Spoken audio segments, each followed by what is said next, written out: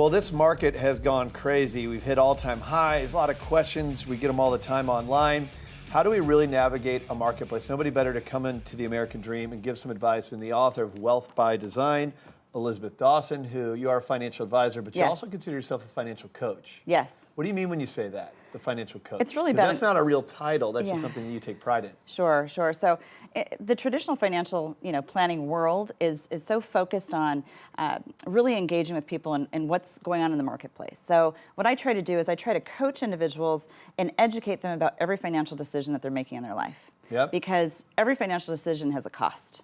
It could be credit card interest, living on credit cards. I call it the coffee shop, addiction, where we have a bad behavior habit. There's costs in investments. There's costs in your homeowner's insurance. There's costs in everything that you do. So everything we try to do is measure what those costs are and show you how to actually recover that wealth. Everyday Americans, right? I'm not talking super wealthy. I'm not talking people that don't have any, but somewhere in that middle class area. Where do you think most money is being lost, or what do you think the biggest mistakes being made are? I think it's the unknown. When we were kids, there was that cartoon show that was, knowledge is power, and we have to have knowledge to be able to create better decisions in our world. Okay. In our personal world, we make so much money, but everybody else wants a piece of it. Yep. And they want as much of it as they possibly can get and as long as they can get it. So we do business with the government. We do business with banks, financial institutions, and our biggest part of our business is our lifestyle. So when people say they live paycheck to paycheck, sometimes it's really true. Sure. But if you really want to create wealth, you have to do something in a different way. The traditional thought process of trying to create wealth isn't necessarily the answer. If it was, everyone would be wealthy. So tell us about your book, Wealth by Design. Yes. So you're identifying right now some of the things that you feel people aren't paying attention to, or they're not knowledgeable of. When you say wealth by design, that's kind of grabbing the bull by the horns. That's saying, okay, I want to take action on these things. What do we mean by that from your point of view as the author? It's about designing that time in your life. Okay. And how soon do you want it? So many people will come to me and say they want to retire when they're 40 years old. But designing wealth or designing your retirement or designing your situation or your life, it's not so much about, it's really common sense things. When someone's getting a pay raise, let's say, should they live off of what they were making before or have that enhance their lifestyle? Sure. Because every lifestyle move that we do, it decreases from everything else. I'm not saying I don't want people to have a great lifestyle. I want them to have the best possible lifestyle possible. But in that same breath, I want them to think and be conscious of really your cost of doing business out there is really depleting your wealth. But they always say, well, gosh, if they were 25 years old and started this, they'd have so much more. Real quick before I let you go. So you're going to be a radio host now, too. So we're going to add that to your list of credentials. Yes. What's going to be up with that show? It's going to be on AM 1170. Okay. And it's on Saturday mornings at 7. And we're basically talking about pieces from the book, but also, conversation. It's really just conversation. We want to hear back from people what their questions are. We have a link that people can go to, and it's questions with an S and Elisabeth with an S. But questions at elisabethdawson.com. Okay. We'd love to hear what people's questions are so we can talk about those questions on the radio. Our phone number here locally in San Diego is 619-640-2622. And we'd love to hear feedback from people. And truly, it's my passion to help as many people in my lifetime as I possibly can for the rest of my career. Love it. Like I said, I've been doing this close to 20 years now, and it wasn't my first career. I was with Nordstrom for 10 as a manager and a buyer. And now, I feel like I still have about another 20 years to go. So I'm excited, I'm motivated, and it's also about making sure people know what they should do and not just think that the market is their only answer. Financial advisor, financial coach, author, soon-to-be radio host, Elisabeth Dawson. Thank you so much. Thanks for coming on the show. Thank you so much. Great advice today.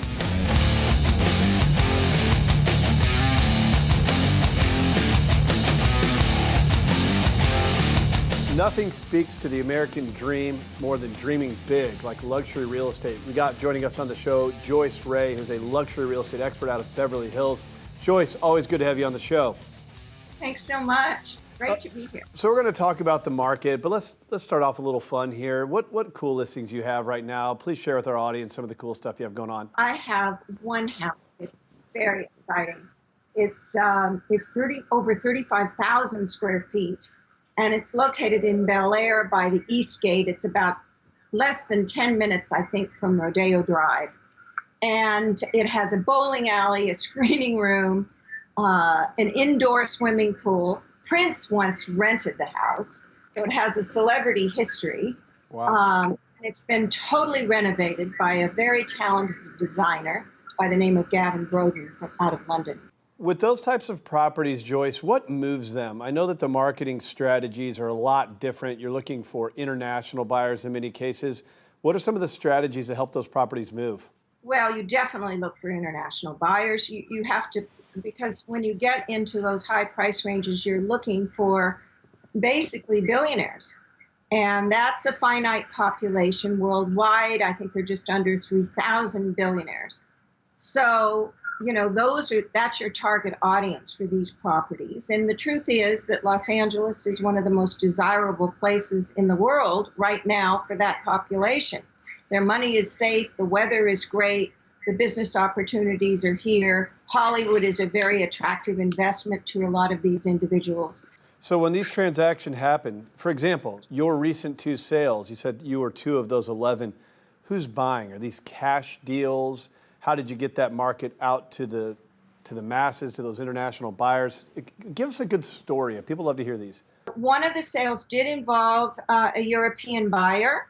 And yes, I have the estates division for Coldwell Banker here in Beverly Hills, and we have nearly 90,000 agents worldwide.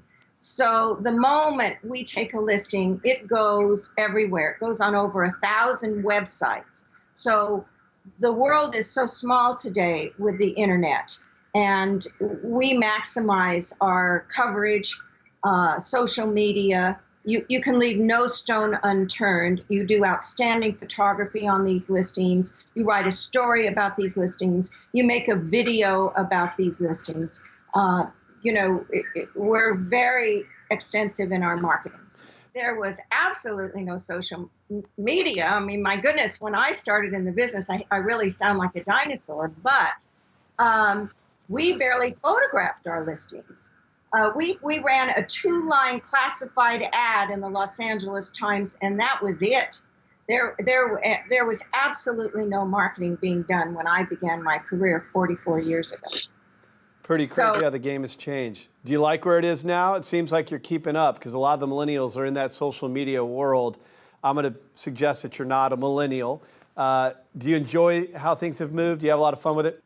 I have a lot of fun with it. I've embraced it. I've enjoyed it. I love my Instagram account.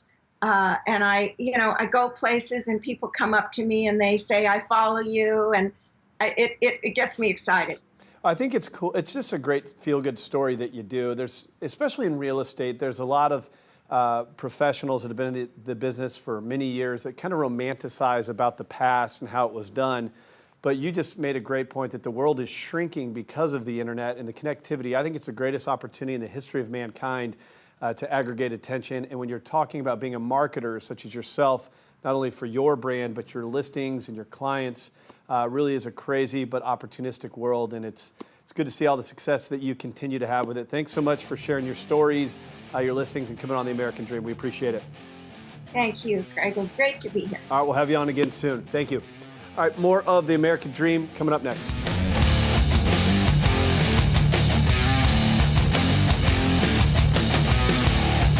Of course, on a show called The American Dream, we talk a lot about real estate, but often we're talking about finding your dream home. What about financing real estate? Joining us on the show, he's the CEO of Griffin Funding, Bill Lyons. Good to have you on the show, man. Thank you, brother. Appreciate it. My old stomping grounds is that mortgage business, so You guys are doing some big things there. Talk about your history in it, because so many people have a misunderstanding of the industry itself, how it works. Guys like you survived a crash. You know, the good guys gained market share and are still here succeeding. A lot of bad guys got wiped out, but kind of take us through that journey. Yeah, I mean, I started in 01 in Arizona, and then I started my own company in 03 and built it to 300 plus people in 38 states. We were doing about $1 billion a year in volume. Which is a lot. And in 07, it went away like that. So I licked my wounds for a few years, restarted a company in 2013, Griffin Funding, with the idea of just a small, nimble company. I knew everybody's name, opposed to not knowing people's name, and had control of the whole process and the culture. and that was really important to me, and we were able to grow it really, really quick. Yeah, not an easy thing to do. I mean, we talk a lot about entrepreneurs on this show. We have really successful, amazing people, big online followings.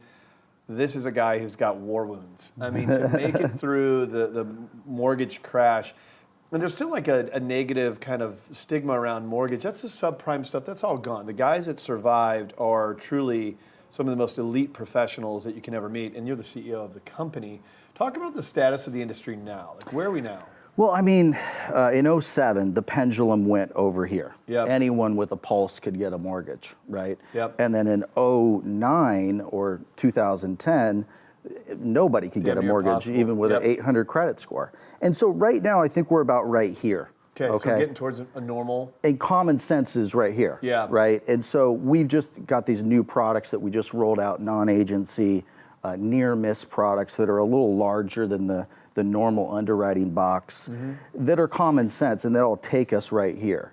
So for example, if someone has a credit event, then if they're willing to put 40% down, would you lend on that person for a little higher interest rate? It's good collateral, right? Or a guy who is a billionaire who only wants to put 10% down, and he's got $1 trillion in assets. Are you going to let him put? Yeah, it's common sense lending. Yep. So that's part of the industry is exploding for us right now. We just launched a huge new marketing campaign because I believe riches are in the niches. You know, we just do VA and we just do the non-agency, non-QM near misses. Tell us about what you're doing with VA. So we're in San Diego, military town. VA financing is for those who've served. It's the best financial instrument I think that exists on anything, much less mortgage. Talk about what you guys are doing there. Yeah, so mainly VA cash out, VA purchase. We're in 6 states, so it's not just San Diego, Colorado, Texas, Hawaii are big VA states for us. But yeah, we're able to deliver outstanding service, and that's why we grew to the fastest growing company in San Diego last year, was because of our 5-star reviews. It's not easy to get hundreds of 5-star reviews on Yelp. I don't care what you say. It's not easy, trust me. Yep. So we have to bleed 5-star reviews, and then being experts in a niche. So you're able to just focus in on things that make sense for that borrower. You're able to become an expert in that niche, and it helps them succeed by being an expert, right? Why do you like VA? I love serving, giving back. It's a great product. We just decided that, hey, let's become experts in this. We give back to a group called Shelter to Soldier. I don't know if you've heard of them. You should get them on the show for sure.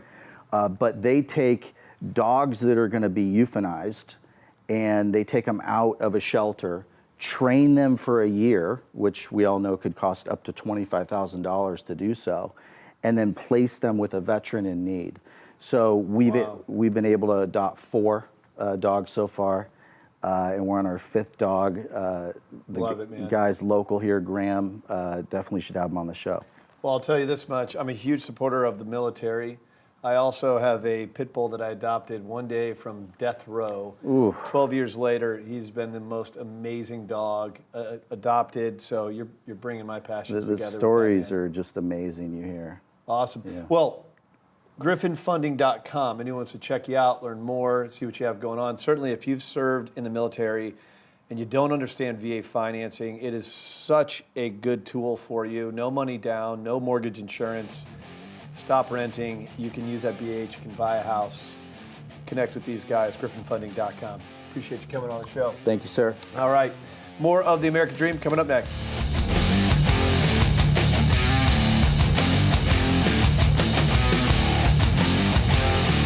Well, as you know, the American Dream is a national program where we focus on business, the entrepreneurial spirit, overcoming adversity, finance, the market, all things that are relevant to empowering your American dream. But a big topic of conversation on this show is housing.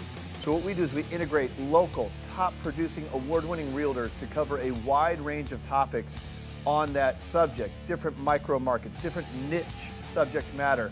Housing is such a big topic, so we're going to bring you a lot of information right now from some of the best in your market. Let's check out these interviews.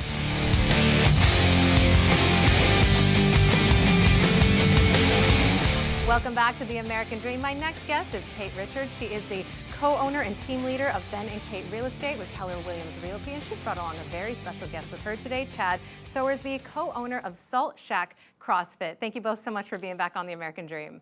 Thank you for having us.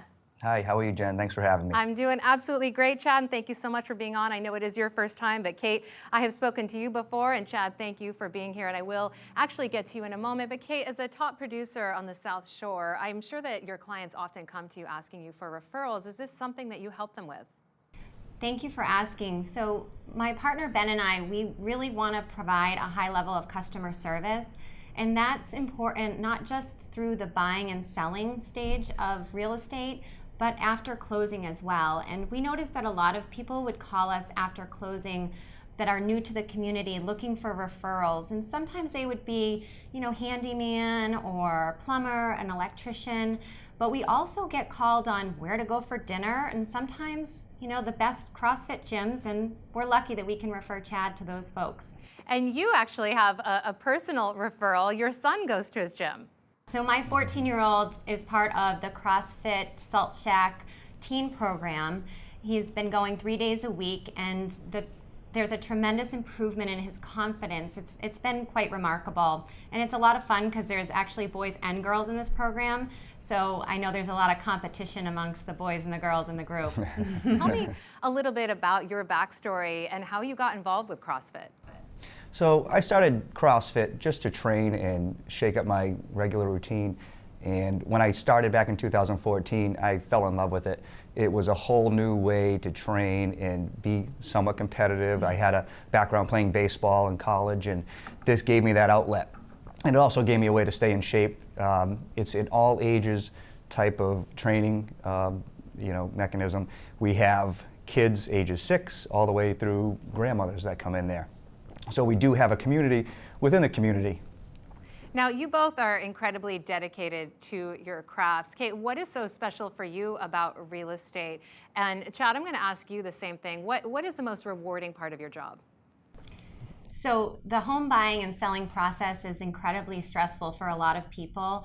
And the thing that I enjoy the most is when people are really relying on us to help them through that. We do have a team of people. We're not just a single agent, so there's always somebody available to answer phone calls. And at the end of the day, when the homeowner's moving into their new house and they're so happy, and it's been a challenge, but we've helped them through that, that is the most rewarding part of my job.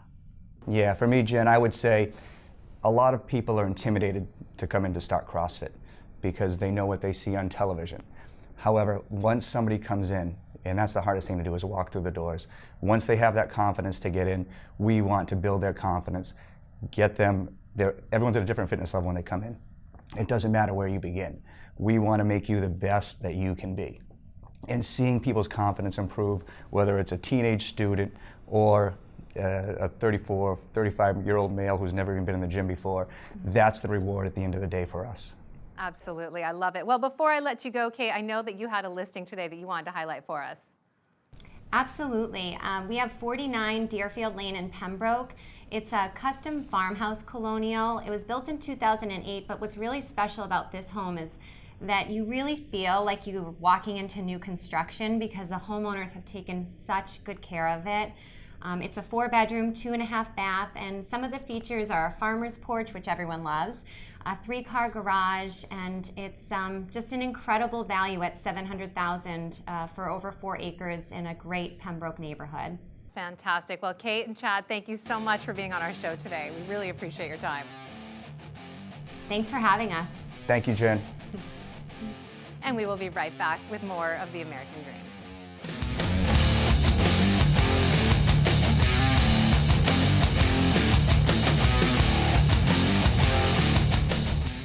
Well, much to my dismay, the September 1st move-in date for many, many students and people living in the Boston market is quickly approaching. Here to talk to us about that and give us some great advice on that front is Arthur Deych, broker, owner of Red Tree Real Estate. Arthur, thank you so much for being back on the show. Thanks, pleasure as always. So this infamous moving date of September 1st, where you say about 50% people leasing apartments are being handed their keys on this same day. What advice do you have for the landlords that are going through this? Well, for the people who haven't put their properties on the market for rent, They are swimming in dangerous, dangerous water at this point. What happens with September 1st? First off, the city of Boston is absolutely crazy for having this date be the all-end-all date. But schools judge the character around the entire city. So there are so many universities that start around September 1st. It has just been this way for years. Landlords tend to purchase their properties and focus on a September 1st market. And what happens is if they're not rented by September 1st, the vacancy rate goes from around 5% in the city to triple for just a few months. It's quite wild. So they're stuck taking tenants who might not meet their qualifications, credit-wise, income-wise. They might have giant pets that they take. It basically leaves them vulnerable in less of a landlord's market and more of a tenant market. So the key to success is listing your apartment and making sure you play a little bit with honey and not vinegar. Don't stick necessarily to taking first, last, security deposit and relying on the tenant to pay that realty fee. That's 4 months of rent within 45 days of move-in. That's a lot of money for people to provide. Sure, absolutely. And if you're talking about a lot of students as well, that's just a huge chunk of money. So what advice do you have now for tenants on the other side that are going through this move-in day? Okay, so it's really important for everyone, all you tenants listening out there, everyone is having a difficult day on September 1st. If you're moving, it's not fun. It's stressful, naturally. So remember, your obligation to your lease is done August 31st at midnight, and you're moving in somewhere in the morning to mid-afternoon on September 1st. That gives you about 10 hours of time where you're completely homeless. Don't worry, you're not running around with a mattress on your shoulder for 10 hours, okay? There's certain things that happen naturally where you can sleep in the apartment in the morning, wake up early, get everything into your van and move forward. But remember one thing, things are not gonna act perfectly on that day. Traffic is gonna suck, your parents are gonna suck that day, everybody is gonna be willing to work with you. Now, there's an apartment condition statement that should be signed on or within 15 days of your move-in. If you have a punch list, if you need a cleaning, if you need a paint job in your apartment, don't completely freak out. Make sure that you live in the apartment for a day or two, actually get to know things about the apartment so you can make a complete list, so you can send one effective message to the landlord. Furthermore, I want to give a shout out to all the leasing agents out there who have been working their butts off for the last couple of months. We're advocates for the tenants, we're advocates for the landlord. So just remember, we are not the cleaning people. We're not the maintenance men. We're not plumbers. We're not electricians. We're here to do our best, making sure the landlord knows their responsibilities, the management company knows their responsibilities, and the tenants get their keys. So do us a favor and don't yell at us. Well, I think you've just done your best today to put people at ease and give people some great advice. Now, I want to switch gears a little bit and talk to you about a property that is not for rent. This is actually a listing of yours. Tell me a little bit about this property. So I am alerting all developers in Massachusetts. They should be very, very interested in this property. It is 3+ acres in Weston, Massachusetts. It's a wonderful school district, and there is a property that is for sale. It's a beautiful piece of land with a house on it now. But for the purpose of this sale, I think its best use is to put roughly 24 townhouses on this property. It is located near the Wellesley border on Wellesley Street in Weston.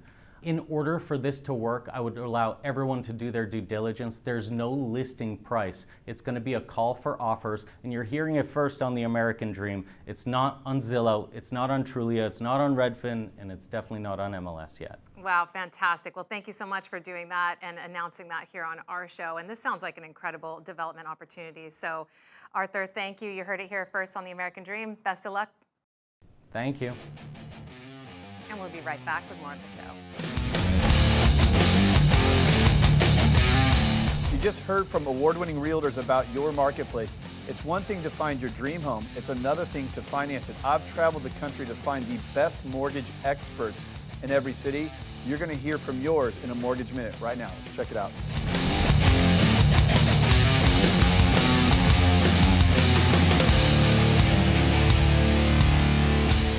Hey, it's Rick Scherer here with MSA Mortgage, here with your Mortgage Minute. So we're going to talk about 3 things today that are really important to keep in mind and avoid when either getting involved with the mortgage process or while you're in process. So the first one is employment. You know, there's a lot of people getting new jobs nowadays, and it's really important that if you getting a new job is going to happen around the time you're financing your home, you need to communicate that with your loan officer. It's really important you match up the times. Certainly quitting your job in the middle of a process, not having another job, could also negatively affect your transaction. So again, make sure you communicate that with your loan officer. The second thing I want to talk about is debt. So we recommend that while you're in process, you do not finance anything or pay any large amount of money for anything that can't fit into this bag right here. And that's including diamond rings and jewelry. You adding any additional debt on your credit report or applying for new debt on your credit report can have a negative impact.